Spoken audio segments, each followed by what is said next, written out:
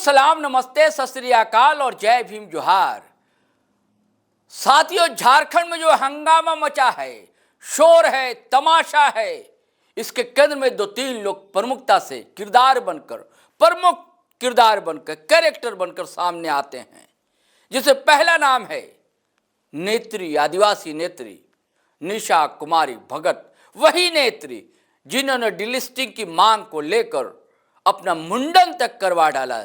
जिद्दी स्त्री महिला कही जाती हैं और वो केस जो है राष्ट्रपति भवन और प्रधानमंत्री आवास भेजे जाएंगे। और आपको पता है कि रिम्स का मामला गर्म है। रिम्स के आसपास की जो आबादी है, मकानात है, तोड़े जा रहे हैं। दरअसल ऐसा कुछ झारखंड हाई कोर्ट के एक संज्ञान के बाद हुआ है। लेकिन ऐसे घर बन कैसे गए? धज्जियां सारी उड़ाई गईं रांची नगर निगम की और सब कुछ नियम सम्मत हुआ। लेकिन फिर ऐसा क्यों? इसको लेकर निशा भगत आज पहुंच गई थी। कहां? प्रदर्शन करने, वहीं विवादित स्थल पर। और पुलिस का उनको एक तमाचा करारा पड़ गया। ये छोटा सा क्लिप है, आप देखिए। फिर हम बात करते हैं कि और किसने उन्हें तमाचा जड़ दिया है। कौन बना देगा? हेमंत सोरेन बना देगा? हाँ? या नरेंद्र मोदी बना देंगे? कौन बना देगा?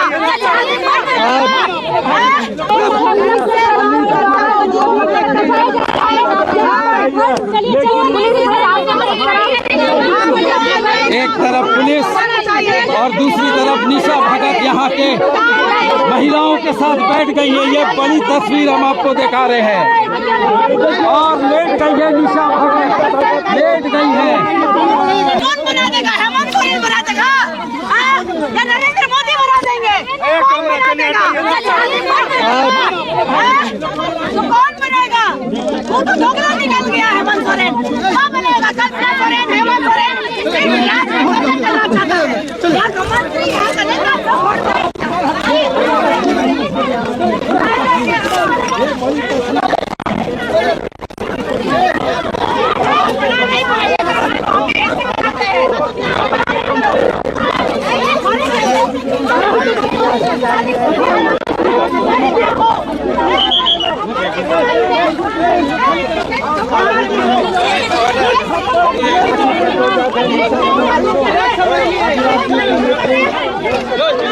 ग्राउंड में प्रशासन की कार्रवाई को रोकने का प्रयास। आपने सुन लिया साथियों। आपको बता दूं कि फूलचंद तिर्की वाली केंद्रीय सरना समिति के महिला मोर्चा की अध्यक्ष हैं निशा कुमारी भगत। कुछ पखवाड़े या महीने पहले ही उनको अध्यक्ष की कुर्सी सौंपी गई है महिला मोर्चा की। लेकिन एक और केंद्रीय सरना समिति सक्रिय है, वो जिसकी अगुवाई करते हैं अजय तिर्की। अजय तिर्की ने भी करारा वार किया है और तमाचा फिर जड़ दिया है अपनी शब्दावली में निशा कुमारी भगत को।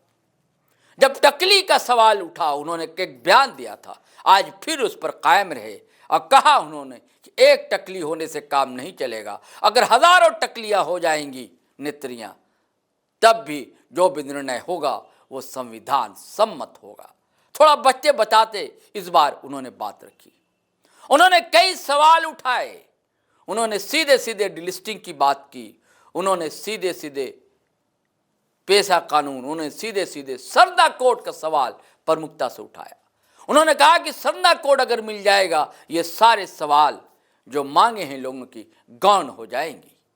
उनके अपना अंदाज है, उनका अपना तेवर है अजय तिर्की का। लेकिन ये तो बात उठती ही है कि सिर्फ निशा भगत एक स्त्री पर ही निशाना बार बार क्यों साधते हैं अजय तिर्की। अजय तिर्की की भी क्या अपनी कोई सियासत है, या अजय तिर्की भी क्या आदिवासी ईसाई समुदाय से आते हैं? कई तरह के सवालात हैं। क्या पता है आपको कि किसी एक राजनीतिक दल से भी जुड़ाव है अजय तिर्की का, या निशा भगत किसी के इशारे पर सारे कारकर्दगी कर रही हैं? यह देखने और समझने की बात है। लेकिन अजय तिर्की ने तो आज भी बम फोड़ ही दिया है। मैं चाहता हूं एसडीसी सभागार में जो प्रेस कॉन्फ्रेंस आज हुई थी, वहां अजय तिर्की ने कहा क्या है, सीधे सीधे आपको मैं सुनवाऊं, फिर अपन बात करते हैं। देखिए, सबसे बड़ी बात है कि जो आदिवासी जो मूल रूप से जो सरना धर्म को मानते हैं, वो लोग शुरू से ही अपने धर्म को बचाने खातिर सरना धर्म कोड की मांग कर रहे हैं। क्योंकि आदिवासियों को जो अपना सरना धर्म कोड है, केंद्र सरकार से मांग कर रही है, जब तक वो सरना धर्म कोड मिलेगा नहीं हमें, हम कैसे जानेंगे कि हमारा असल धर्म क्या है। क्योंकि आज कोई हिंदू को मान रहा है, कोई क्रिश्चियन को मान रहा है, कोई जैन को मान रहा है, कोई बौद्ध को मान रहा है, कोई मुस्लिम धर्म मान रहा है। आदिवासी लोग विभिन्न जगह में बटे हुए हैं। लेकिन मेरा मूल रूप मानना है कि आदिवासी सरना धर्म को मानता है, तो आप उसका जो सरना धर्म कोड है उसको दीजिएगा, तब ना फिर किसी को भी रजिस्ट्रिंग करने का अधिकार रखिएगा। आप तो पहले चीज, मेरा शुरू से जो मांग है, जो मेरा डिमांड है, उसको आप दिए ही नहीं है। कहने का मतलब देने से पहले आप लूटने और बर्बाद करने, तोड़ने और समाप्त करने का एक षड्यंत्र रचा जा रहा है। लेकिन मैं साफ तौर से कहना चाहता हूं, मैं आपको बताना चाहता हूं तमाम पत्रकार बंधुओं को, कि जिस तरह से जो डिलिस्टिंग करने के जो मांग किया जा रहा है, ये मूल रूप से है आदिवासी का आरक्षण को समाप्त करना। मैं इसलिए ऐसा कर रहा हूं क्योंकि आज कह देंगे कि जो लोग क्रिश्चियन धर्म को मान रहे उसको अलग किया जाए, फिर कुछ समय बोलेंगे जो लोग हिंदू धर्म मान रहे उसको अलग किया जाए। तो मूल जो सरना धर्म जो मानने वाले लोग हैं, वो लोग मात्र 2-4-5% बचेंगे। तो फिर केंद्र सरकार का एक आयोजन आएगा कि जो लोग कम संख्या में, उसको बहुत सी संख्या में कहा कि मतलब उसको शुरू से समाप्त किया जाए। मतलब समझिए कि मूल आदिवासी को जो आरक्षण जो हमें मिलता है संविधान के अधिकार से, वो पूरी तरह से समाप्त कर दिया जाएगा। एक तरह का ये षड्यंत्र समझिए, जो लोग नहीं समझ रहे हैं उसको समझने की आवश्यकता है। मैं इसलिए ऐसा कर रहा हूं कि आदिवासियों का जो अधिकार है, आरक्षण है, उसको मूल रूप से षड्यंत्र को समाप्त करने का पूरी तरह से षड्यंत्र रचा जा रहा है। इस षड्यंत्र के खातिर ही लोग सरना ईसाई करके आपस में लड़ाना चाहते हैं, डिलिस्टिंग की मांग करना चाहते हैं। लेकिन मैं इसका घोर विरोध हूं। मैं इसलिए विरोध करता हूं क्योंकि इस तरह से करके आपस में जो एक समन्वय बनी हुई है, एक शांतिपूर्वक लोग रहते हैं एक साथ मिल करके, उसको जो तोड़ने का जो षड्यंत्र रचा जा रहा है, कभी हिंदू मुस्लिम करके, कभी सरना ईसाई करके, इस नफरत का जो करने वाले लोग हैं, उससे मुझसे मैं खास सबसे कहना चाहता हूँ, ऐसे लोगों से मुझे खास नफरत है। अब टकला टकली का इस्तेमाल करेंगे तो नफरती तो पहले बदल चुके हैं, वो सरना धर्म कोड की मांग क्यों करें? देखिए, पहला बात तो हमें तो अपना धर्म मिला ही नहीं है। अब जो भी हमारा सरना धर्म कोड के जो लोग सहयोग कर रहे हैं, चाहे वो हिंदू हो, मुसलमान हो, चाहे कोई भी हो, चाहे ईसाई हो, तो हम उसका समर्थन करते हैं, उसको स्वागत करते हैं, क्योंकि वो हमारे मांग में सहयोग कर रहे हैं। तो हमारा जब मांग में सहयोग कर रहे हैं तो उसका समर्थन तो जायज है, और इसे समर्थन को हम स्वागत करते हैं। जो लोग हमें समर्थन करते हैं। टकली का जवाब नहीं दिया आपने, अभी कहा, एक बयान दिया था कुछ दिनों पहले आपने कि भाई हजारों लोग टकली हो जाए तब कोई पक नहीं पड़ता। ये तो आपत्तिजनक है ना, एक तरह से आप मजाक उड़ा रहे हैं। देखिए, मजाक का बात, मजाक तो वो उड़ा रही है। अब हमको बताइए कि क्या टकली होने से किसी का आरक्षण समाप्त हो जाएगा? क्या किसी को संविधान चेंज हो जाएगा? अब बता, मैं उस समय भी कहा था कि एक नहीं 1000 टकली हो जाए या लाखों टकली हो जाए, उससे क्या फर्क पड़ता है? मैं इसलिए कहना चाहता हूं कि किसी का बाल मुंडन कर लेने से बाबा भीमराव अम्बेडकर जो संविधान बनाया, संविधान चेंज नहीं होगा। संविधान में वही होगा जो कानून के तर्क से, संवैधानिक के रूप से तर्क से जो मान्यता जो प्राप्त है संविधान के तरीका से, वही होगा। मैं इसलिए कहना चाहता हूं कि आज आदिवासी को सबसे बड़ा खतरा मंडरा रहा है उनको अपना धर्म कोड लेने से। अब धर्म कोड मिल रहा है, जब राज्य सरकार यहाँ से केंद्र से, यहाँ से राज्य सरकार पास करके विधानसभा से पास केंद्र भेज चुकी है, तो केंद्र सरकार से पर संयम रखना, इसको सोचना चाहिए। उसी तरह का मैं कहना चाहता हूँ साफ तौर से, केंद्र सरकार इसको कभी भी सरना धर्म कोड के या आदिवासी का जो भी अपना धर्म कोड है उसको देने से इनकार करती है। इसलिए एन केन परकेन इसको मतलब इस तरह का मुद्दा फैला करके आपस में लड़ाने का प्रयास करते हैं। क्योंकि आयोजन वो किए थे मीटिंग का, बैठक के, तो उनसे ये सवाल करना चाहिए।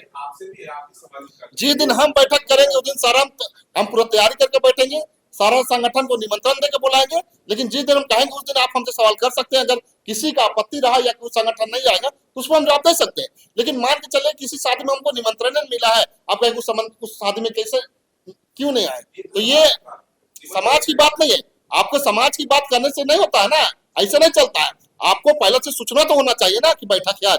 अब बैठक का सूचना ही आपको नहीं रहेगा, आप समाज की बात है पहुंचे क्यों नहीं? तो भाई एकदम मेरा शुरू से मांग है, मैं शुरू से मांग करना चाहता हूँ सरना धर्म कोड का, और आज भी मांग करना चाहता हूँ। और जब तक नहीं मिलेगा तब तक मैं सरना धर्म कोड की मांग करता रहूंगा। ये आप ही के प्रेस मीडिया के माध्यम से मुझे पता चला है कि 17 तारीख को दिल्ली जंतर मंतर धरना देंगे। मैं जाऊं चाहे नहीं जाऊं, या मेरे संगठन के लोग जाए चाहे नहीं जाए, लेकिन 17 तारीख जितने सरना धर्मावलंबी जितने सरना समाज के लोग जाएंगे उसका मेरा समर्थन रहेगा, चाहे जिस तरीके से रहेगा, तन मन धन से रहे, चाहे जैसे भी रहेगा। चाहे हम लोग स्टेशन तक छोड़ने जाए, खाना पीना का सामान दे दे, चाहे किसी प्रकार से आर्थिक रूप से सहयोग कर दे, लेकिन ये हमारा सहयोग रहेगा। चूंकि मुझे प्रेस मीडिया के माध्यम से पता चली है कि सरना समाज के लोग 17 तारीख को दिल्ली जंतर मंतर में सरना धर्म कोड के लिए धरना देंगे, लेकिन हम लोग किसी भी माध्यम से उसको समर्थन जरूर करेंगे। सबसे बड़ी बात मैं एक चीज बताना चाहता हूं, जो हमारा राज्य का, जो देश का जो मुखिया है, हम मुखिया देश के प्रधानमंत्री को मानते हैं। अगर प्रधानमंत्री को तनिक भी अगर ये देने का इच्छुक हो तो वो सारा जो मुद्दा है कि गोंडी गोंड मांग रहा है, भीली भील मांग रहा है, कोया पूनम मांग रहा है, 10 तरह के लोग हैं। तो मैं कहना चाहता हूं, क्या हिंदू धर्म में सिर्फ राजपूत और ब्राह्मण ही है क्या?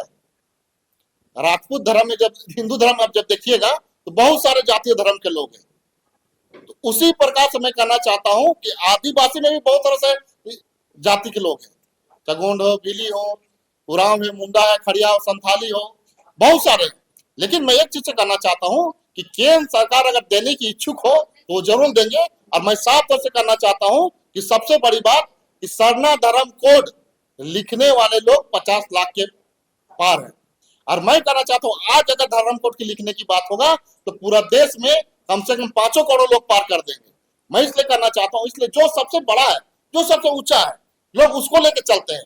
इसीलिए लोग सरना धर्म कोड तो उसमें एक कॉलम बना दे, सरना धर्म कोड के नीचे हमुरा है, मुंडा है, खड़िया है, संथाली है, भील है, गोंडी है, इस तरह का लिख दे। तो उस तरह से लिखने से क्या होगा कि सभी लोग आदिवासी जो लिखना होगा अपने धर्म को मानेंगे। लेकिन आप देख लीजिए, सर्वे हो रहा है, उसमें हिंदू है, मुस्लिम है, सिख, ईसाई है, जैन है, बौद्ध है, लेकिन उसमें अन्य धर्म कोड जो होता है वो नहीं है।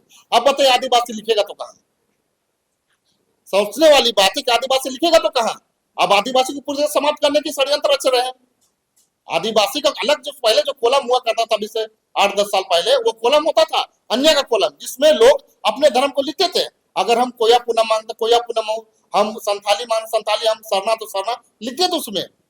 लेकिन आज वो कॉलम हटा दिया गया। ये कितने मतलब कहूं तो षड्यंत्र की बात है कि देखिए कि आदिवासी को पूरी तरह से समाप्त करने के लिए उस कॉलम को ही हटा दिया गया है। सबसे पहली बात, हिंदू राष्ट्र बनाने के लिए तो सबसे पहले हिंदू भाइयों को जागना होगा। आपका हक अधिकार तो मिल नहीं रहा है। आप अपने जो बात करते हैं अपने अधिकार के, आपको अधिकार मिल नहीं रहा, आप हिंदू राष्ट्र बना रहे हैं। ठीक है, हिंदू राष्ट्र बनेगा तो उससे क्या फायदा होगा, क्या नुकसान होगा, इसको तो आकलन करना होगा ना। अब कोई कह दे कि हिंदू राष्ट्र बनेगा तो हिंदू राष्ट्र बनने से आपको क्या फायदा होगा, क्या नुकसान होगा, उसको आकलन करने की चीज है कि कहने से नहीं होगा। तो साथियों, मामला तूल पकड़ता जा रहा है। पहले कभी आदिवासी कुड़मी और अब सरना आदिवासी वर्सेस ईसाई आदिवासी। ये डिलिस्टिंग का मामला पता नहीं कहाँ तक जाएगा। इसमें कितनी सियासत है, कितने सामाजिक पहलू, कितना है भेदभाव, ये सब सारी चीज़ें देखने की बात है। हम चलते हैं, इजाज़त दीजिए, नए वीडियो के साथ हाजिर रहेंगे। लेकिन आपसे वही आग्रह है कि यदि आपने हमारा चैनल सब्सक्राइब नहीं किया है तो कर लीजिए, और वीडियो हमेशा की तरह धड़ाधड़ दनादन शेयर कीजिए, लाइक कीजिए, कमेंट कीजिए। आज्ञा दीजिए, इजाज़त दीजिए। जय हिंद, जय भारत।